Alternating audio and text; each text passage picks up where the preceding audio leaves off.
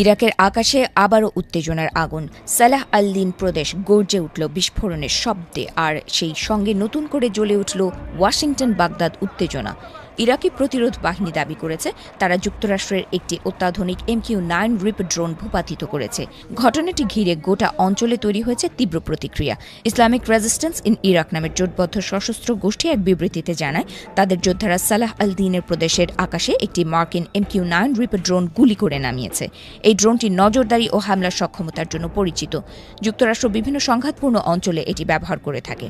গোষ্ঠীটি বলেছে ইরাকে এবং পুরো অঞ্চলে মার্কিন সামরিক উপস্থিতির বিরুদ্ধে চলমান অভিযানের অংশ হিসেবেই এই হামলা চালানো হয়েছে। বিবৃতিতে আরও বলা হয়, যুক্তরাষ্ট্র ও তার মিত্ররা ইরান এবং অঞ্চলের জনগণের বিরুদ্ধে সামরিক তৎপরতা বাড়াচ্ছে। তাদের অভিযোগ ইউরোপীয় দেশগুলোকেও এই সংঘাতে জড়ানোর চেষ্টা চলছে। এমন পরিস্থিতিতে যারা এই যুদ্ধে অংশ নেবে তাদের সবাইকে শত্রু হিসেবে বিবেচনা করা হবে বলে হুঁশিয়ারি দিয়েছে গোষ্ঠীটি। ইরাক সহ পুরো অঞ্চলে সংশ্লিষ্ট দেশগুলোর সামরিক ও কৌশলগত স্বার্থকে তারা বৈধ লক্ষ্যবস্তুতে পরিণত করবে বলেও জানানো হয়। এদিকে আলাদা এক বিবৃতিতে ইসলামিক রেজিস্ট্যান্স ইন ইরাক দাবি করেছে গত 24 ঘণ্টায় তারা মোট 29টি সামরিক অভিযান পরিচালনা করেছে।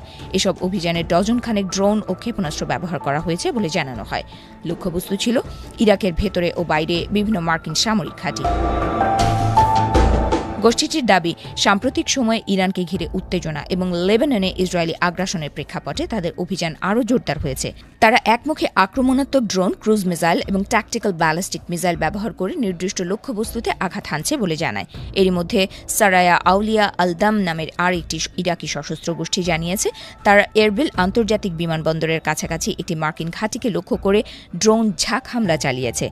তাদের বক্তব্য অনুযায়ী একাধিক মানববিহীন আকাশযান ব্যবহার করে এই অভিযান পরিচালিত হয়। বিশেষ করে এরবিলের হারির এয়ারবেসে সরাসরি ও নিশ্চিত আঘাত হানার দাবি করেছে ইরাকি প্রতিরোধের বিভিন্ন অংশ।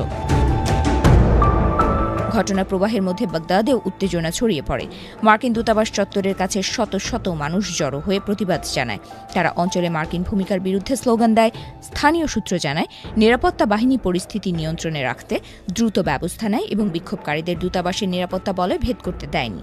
তবে এসব দাবির বিষয়ে যুক্তরাষ্ট্রের পক্ষ থেকে তাৎক্ষণিক কোনো আনুষ্ঠানিক মন্তব্য পাওয়া যায়নি। ড্রোন ভূপাতিত হওয়ার ঘটনা এবং একের পর এক হামলার দাবির সত্যতা স্বাধীনভাবে যাচাই করা সম্ভব হয়নি।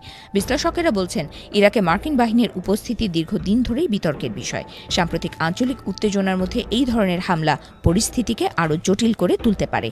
একদিকে প্রতিরোধ গোষ্ঠীগুলোর কড়া অবস্থান, অন্যদিকে ওয়াশিংটনের কৌশলগত স্বার্থ, দুয়ের সংঘাতে মধ্যপ্রাচ্য আবারও এক অনিশ্চিত অধ্যায়ের দিকে এগোচ্ছে।